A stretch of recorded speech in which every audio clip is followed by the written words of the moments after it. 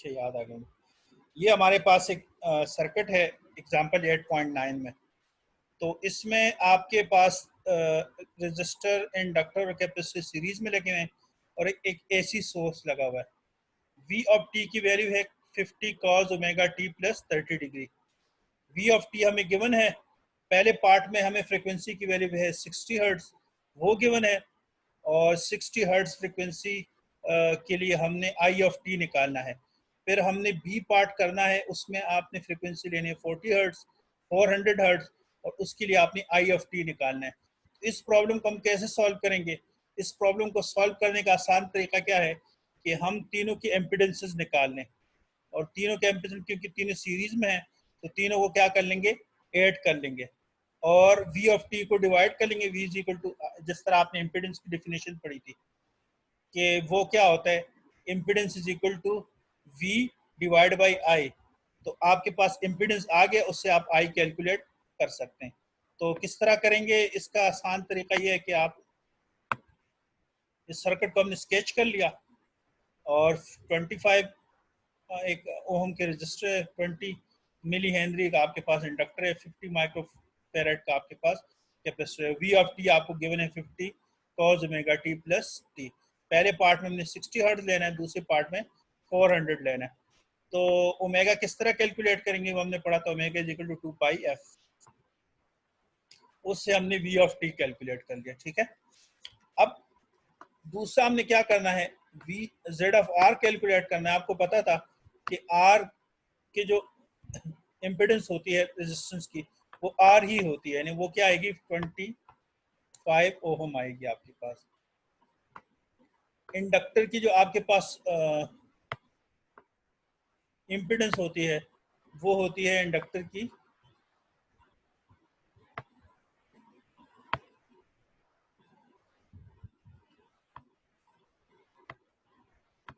ठीक है, इंडक्टर की जो आपके पास होती है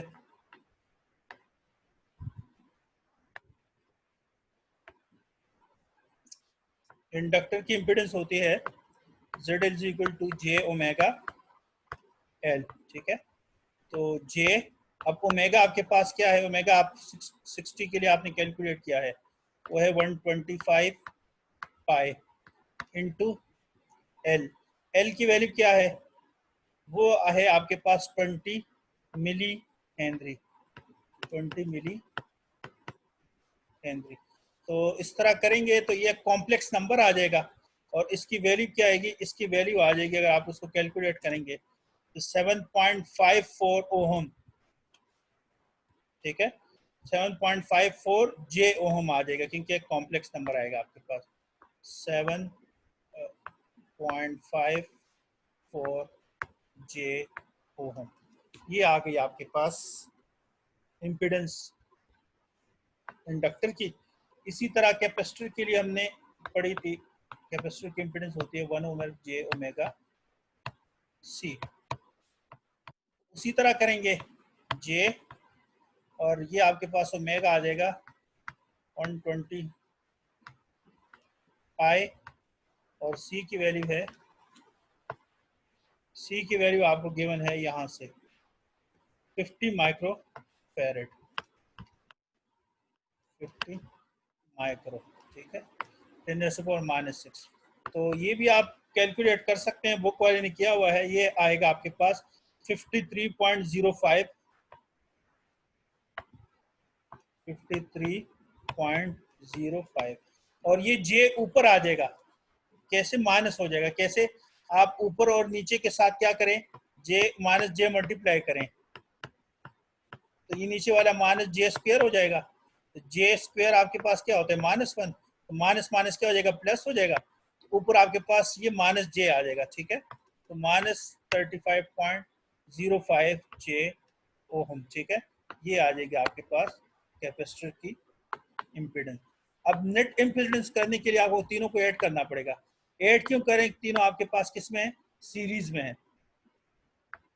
तो आप इसको ऐड कर लें एल प्लस आर को, तो यहाँ से टोटल आपके पास जो इम्पिडेंस आएगी वो आ जाएगी 25 - 54 55.51, 50 माइनस 45.51 जी। तो ये कॉम्प्लेक्स नंबर आ गया, ठीक है। इसका रियल पार्ट भी है और इमेजिनरी पार्ट भी है। अब हमने पढ़ा था कि इम्पीडेंस की डिफिनेशन हमने पढ़ी थी कि V और I होता है।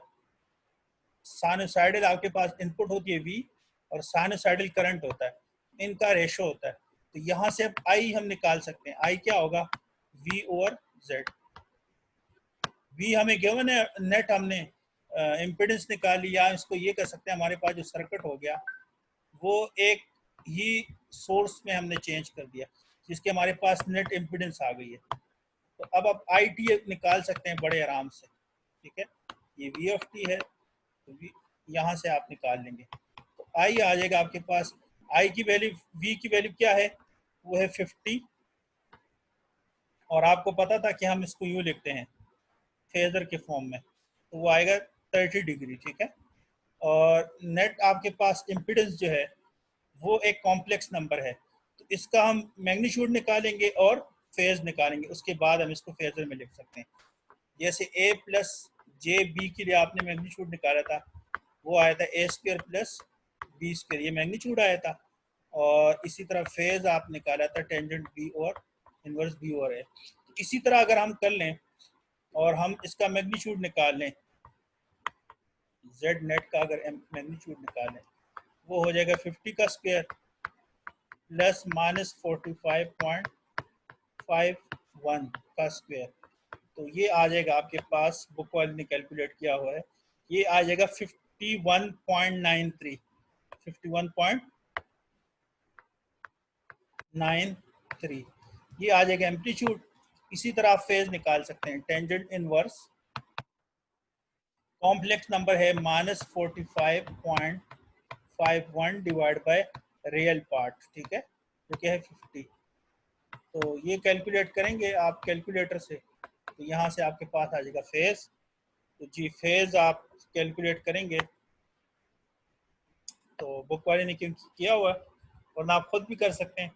ये आ जाएगा 61.22 डिग्री, ठीक है। 61 पॉइंट माइनस 61.22, ठीक है।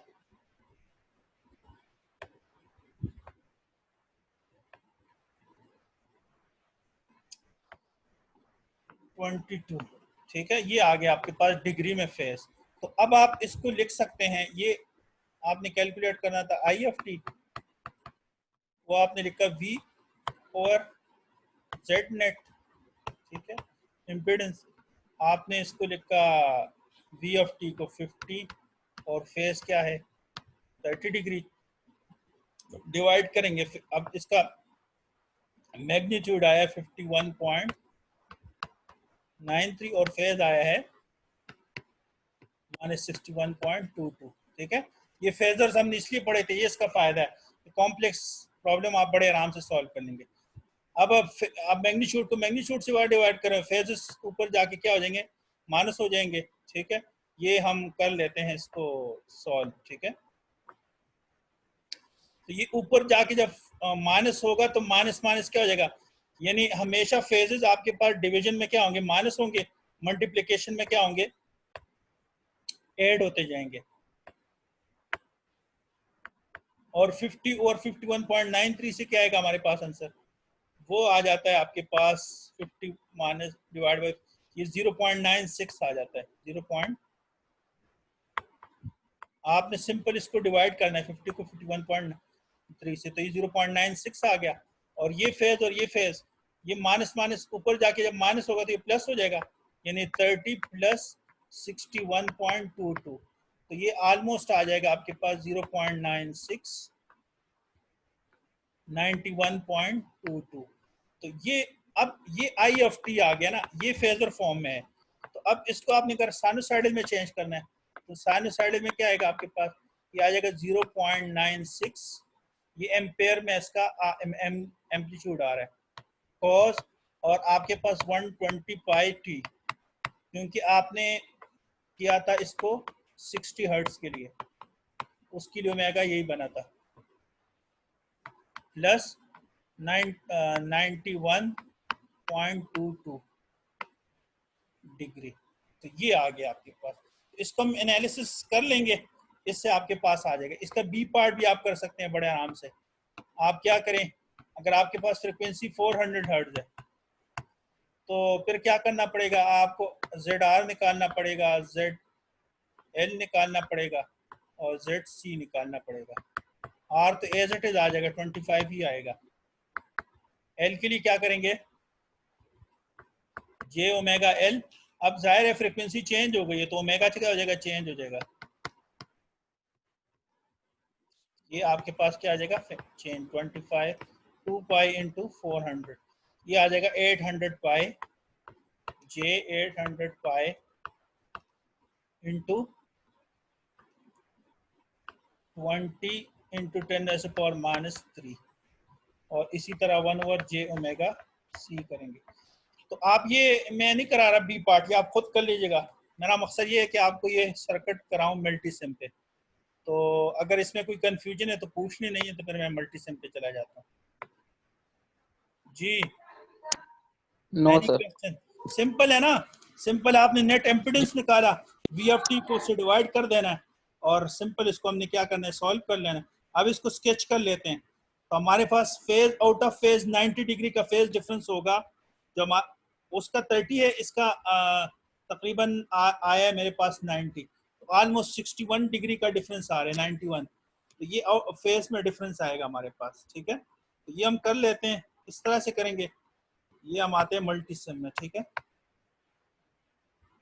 मल्टी सिम में हम न्यू सर्किट में आ जाते हैं, न्यू फाइल, ठीक है। ये ओपन हो गया।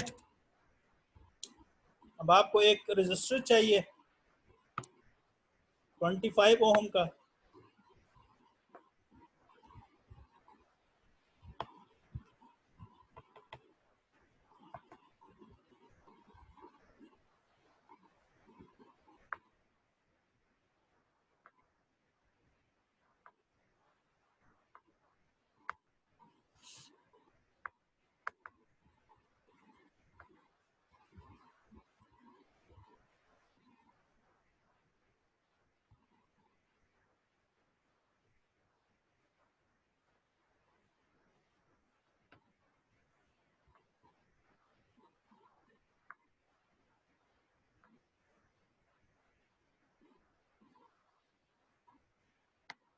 ठीक है। ये आ गया आपके पास। इसी तरह आप करेंगे, इंडक्टर एक सेलेक्ट करेंगे। ओ ये तो रजिस्टर आ गया, इसको इंडक्टर हमने सेलेक्ट कर लेना, ठीक है। ये इंडक्टर आ गया, इसको हम रोटेट कर देते हैं और इसको हम कर देते हैं नीली में ले जाते हैं इसको,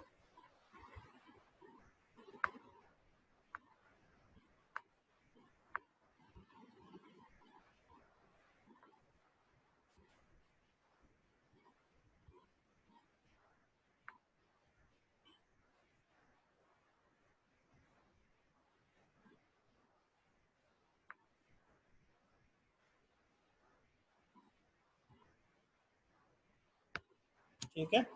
इसी तरह आप करेंगे कैपेसिटर,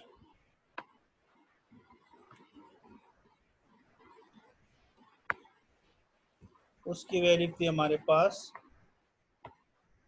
50 माइक्रोफेरेड, ठीक है। तो इसको हम 50 माइक्रोफेरेड,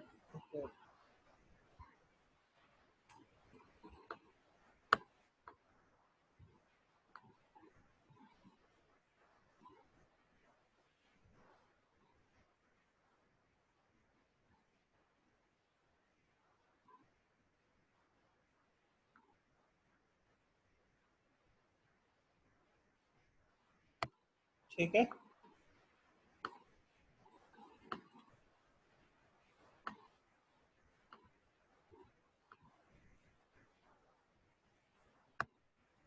और एक सोर्स लगा देते हैं इसके साथ,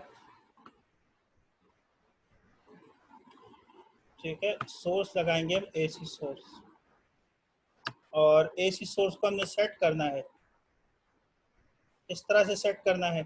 इसकी फ्रीक्वेंसी हमने रखनी है हर्ट्ज में 60 और एम्पलीट्यूड रखने हैं 50। ठीक है, तो चलिए फ्रीक्वेंसी इसकी हम रख लेते हैं 60 हर्ट्ज शुरू में।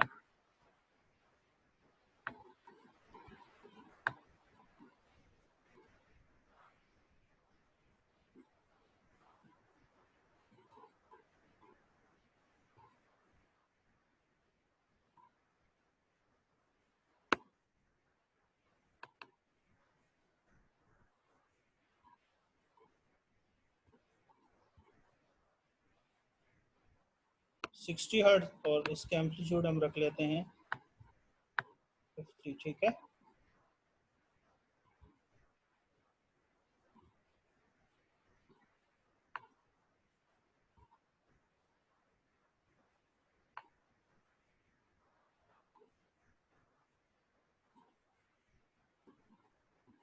जी अब फेस कैसे सेलेक्ट करेंगे वो बता सकता है?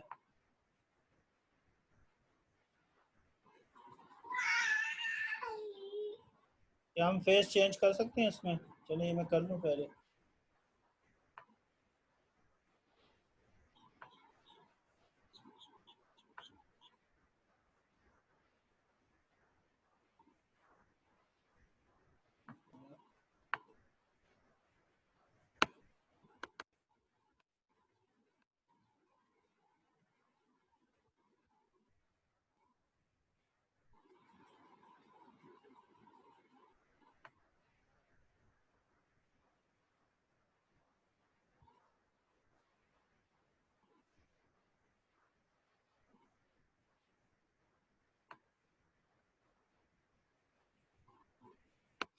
ठीक है, ये जो जीरो आ रहा है ना ये फेस के लिए है।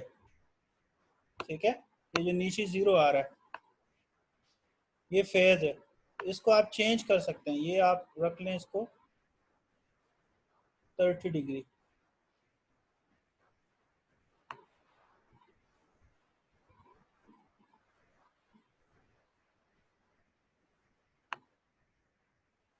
इसको मैं बाद में चेंज करता हूँ। ठीक है, अब वायरिंग कर दें आप।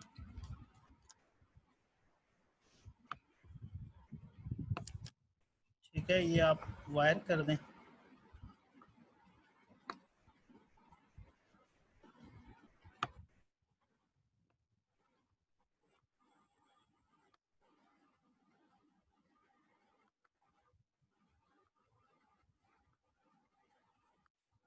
ठीक है, तो बेशक आप डिलीट भी कर सकते हैं।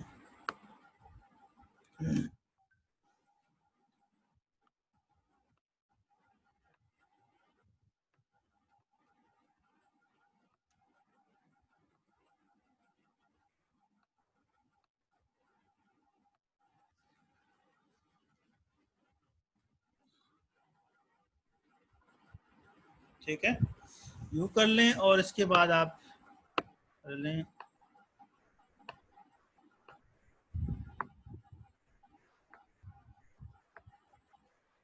ठीक है, ये आ गया आपके पास।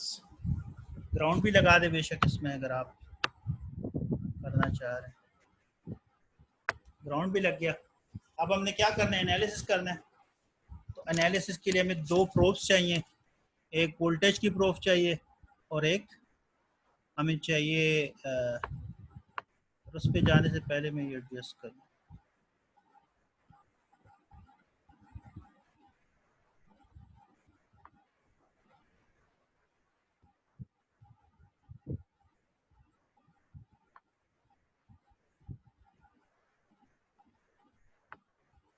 ठीक है, चलिए ये आगे 60 आपका। तो अब हमने क्या करना है, हमने प्रोब रखनी है। एक वोल्टेज की प्रोब रख लेते हैं। वोल्टेज क्योंकि दोनों में सेम होगा तो रेफरेंस आपका वही है, नहीं है तो आप लगा भी सकते हैं इधर रेफरेंस।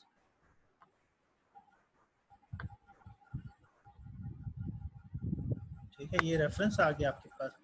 इसी तरह आप फिर एक करंट की प्रोब रख लेंगे, दोनों सीरीज में हैं, तीनों आपके सीरीज में हैं। तो तो ये आपके पास आ गया करंट। ठीक है जी। तो अब हमने क्या करना है, इसके एनालिसिस करना है। तो इंटरेक्टिव में जाके, इंटरेक्टिव में हम जाते हैं ट्रांजिएंट में, और अगर फॉर एग्जांपल हम करें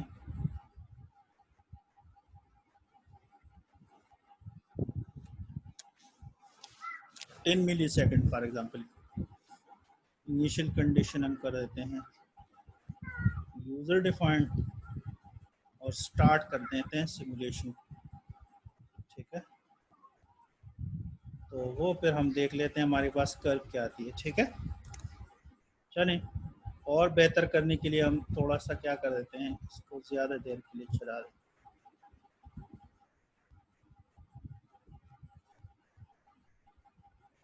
60 के लिए चलाकर हम इसको सिमुलेशन चला। ठीक है, अब एक कर्व आपकी आ रही है वोल्टेज कर्व, जो कि आपके पास होगी, देखे ना, ये नज़र आ रही है आपको 50 वोल्ट है ऑलमोस्ट। ठीक है,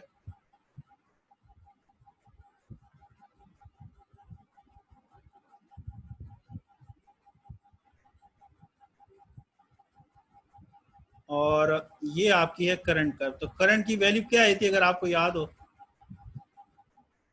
ये मेरे पास आ रही है तकरीबन 0.958, तकरीबन 9.6 ही आ रही है ना। ये अगर मैं एग्जैक्ट इसको जी सर। कर लिया हूँ, ये देखें ना 0.96 के लगभग आपके पास आ रही है जो हमने कैलकुलेट की थी।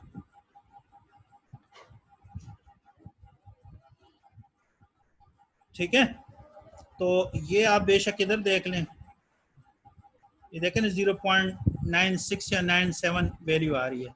इसी तरह यहाँ पे आप देख सकते हैं इसकी वैल्यू। ठीक है, वो फिर आपको जो आपने कैलकुलेट किया 0.96 के लगभग आपके पास वैल्यू आ रही है।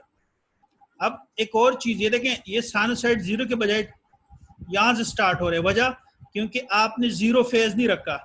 ये स्कीमेटिक में देख लें आप, फेज आपने रखा है 30 डिग्री, तो इसलिए वो जीरो के बजाय एक 30 डिग्री का उसमें आ रहा है। ठीक है, चलें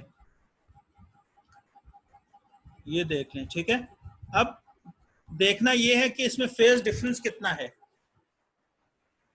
ठीक है, तो फेज डिफरेंस कैसे देखेंगे, कोई दो पॉइंट्स ले लें आप। एक पॉइंट ये ले लें जब करंट आपका क्या हो जाता है, जीरो हो जाता है।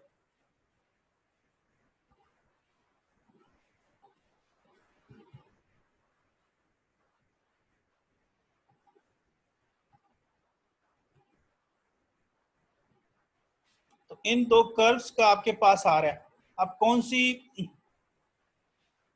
सा लेग कर है, कौन सा आपका पहले आ रहा है, कौन सा बाद में आ रहा है।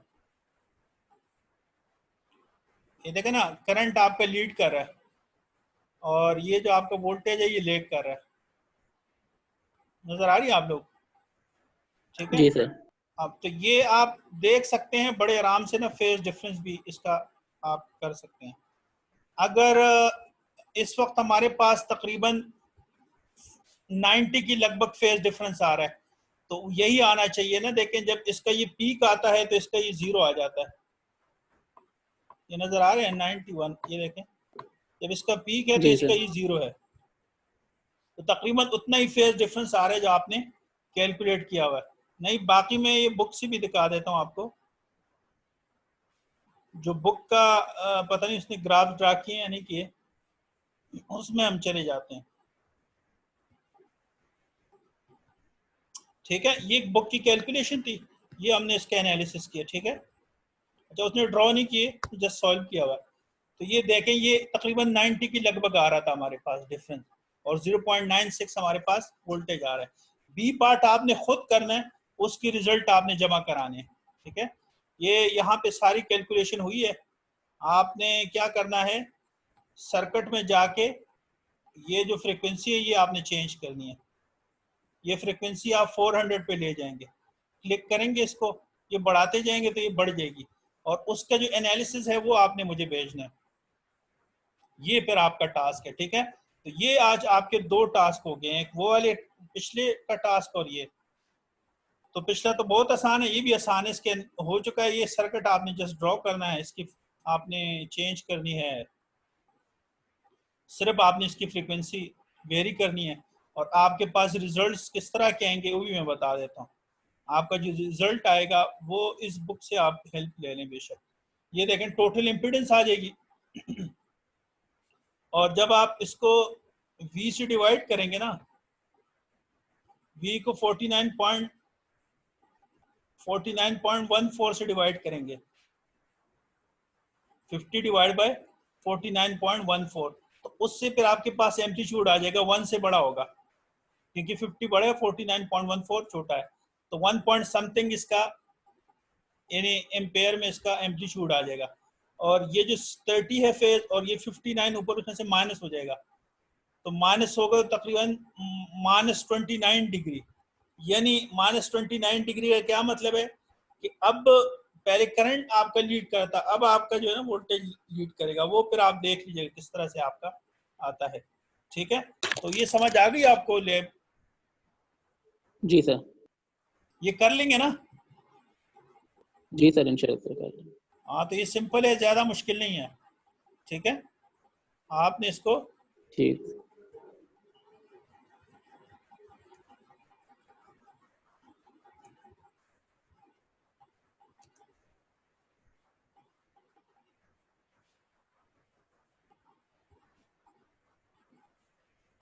तो लुब्बी लुबाब हमारा अगर मैं इसका ड्रॉ करूं तो पिछला हमने जो वीक में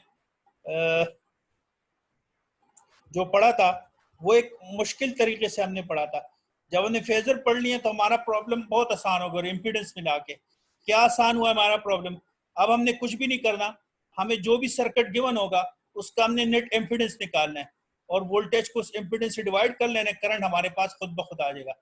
इसी तरह का एक दूसरा प्रॉब्लम है, वो मैं बता देता हूँ, बाकी हम वो नेक्स्ट क्लास में करेंगे, मगर बताने के हद तक मैं बता देता हूँ या थोड़ा सा आपसे पूछ लेता हूँ कि किस तरह से होगा। ये देखें, अगर ये एक ड्रिल प्रॉब्लम है,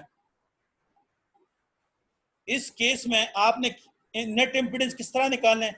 ये दोनों सीरीज में हैं, तो 20 ओम और j ओमेगा एल, जो भी आपको फ्रीक्वेंसी गिवन होगी, इस केस में आपको 129 sin 377 t, ये 377 आपकी क्या है? ओमेगा है। तो j ओमेगा एल करेंगे तो इंटू 377 इंटू 40 मिली ओम और j ओमेगा, तो ये इम्पीडेंस और ये इम्पीडेंस ऐड हो जाएगी और यहाँ से जो इसकी इम्पीडेंस आएगी 1 और j ओमेगा सी। अब ये दोनों सीरीज में इम्पीडेंसेस, तो ये किस तरह से होंगी ये मैं थोड़ा सा बता देता हूँ, बाकी हम नेक्स्ट क्लास में इसको कर लेंगे। यानी अब आपका इस तरह का सब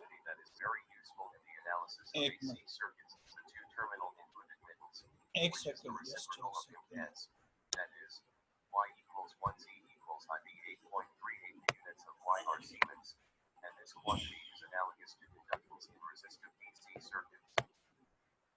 ठीक है, तो चलिए ये मैं बता देता हूँ आपको। ये उसी तरह का प्रॉब्लम है कि आपके पास दो रजिस्टर आपके पहले सीरीज में है और एक उसके साथ क्या है? पैरेलल में है। तो उस तरह का सिंपल प्रॉब्लम है। तो आप क्या करेंगे? 1 ओवर j ओमेगा सी, एक ये आ जाएगा आपके पास कैपेसिटर की इम्पीडेंस। फॉर एग्जांपल इससे आंसर आ जाता है ए जे ओमेगा, चलिए ए जे ओमेगा आ जाता है, माइनस आएगा ना, जे ओमेगा ऊपर जब जाएगा तो माइनस आ जाएगा। चलिए, और आर का तो आर ही आएगा, ठीक है, जेड ऑफ आर तो आपके पास आर ही आएगा, और जेड ऑफ एल आपके पास होता है जे ओमेगा एल। तो फॉर एग्जांपल इसका आंसर आ जाता है आपके पास बी ओमेगा। तो आर और बी को ऐड करेंगे, R plus B J omega हो जाएगा। अब आपने इसकी नेट इम्पीडेंस निकाल ली और इसकी, अब अगर इन दोनों की नेट इम्पीडेंस आपने निकालनी तो क्या करेंगे? 1 ओवर जो आपके पास कैपेसिटर के नेट इम्पीडेंस है 1 ओवर जेड सी प्लस इन दोनों का जो इम्पीडेंस आपने निकाला है नेट, इन दोनों को करके आप क्या कर लेंगे? ये 1 ओवर से क्या हो जाएगा? जेड सी, और 1 ओवर जेड करके आपके पास ये 1 ओवर नेट आ जाएगा। इन दोनों को इस तरह सॉल्व करेंगे तो ये आ जाएगा आपके पास, बाकी हम नेक्स्ट क्लास में कर लेंगे। नेट इम्पीडेंस आपने निकाल लिया तो अब आपका आंसर आसान हो गया। अब आपने क्या करना है? आई निकालना है, V को नेट से क्या करें, डिवाइड करें, इसको फेजर फॉर्म में लिखें, ये फेजर फॉर्म में है, और एम्पलीट्यूड को डिवाइड कर दें और फेजेस को ऊपर जाके एक से दूसरी फेज को माइनस कर दें, फॉर एग्जाम्पल ये एक फेज जाएंगे, एम्पलीट्यूड डिवाइड हो जाएंगे, तो यहाँ से आपके पास आई आ जाएगा। ठीक है, तो इसमें आपके पास नया कुछ भी नहीं है, ये हम कर चुके हैं। सिंपल सर्किट चेंज होने से आपके पास क्या हो जाएगा, आपका प्रॉब्लम जो है ना चेंज हो जाएगा। ठीक है, तो ये आपने एनालिसिस करना है फ्रीक्वेंसी चेंज करके, और ये आज आप शाम तक आपने सबमिट करना है। ठीक है, तो चले मेरे फिर दूसरी क्लास का टाइम हो रहा है, कोई क्वेश्चन नहीं है तो फिर मैं लीव कर देता हूँ। ठीक है सर। ठीक है, बाकी लोग नहीं आए आज, तो आप 4 लोग हो।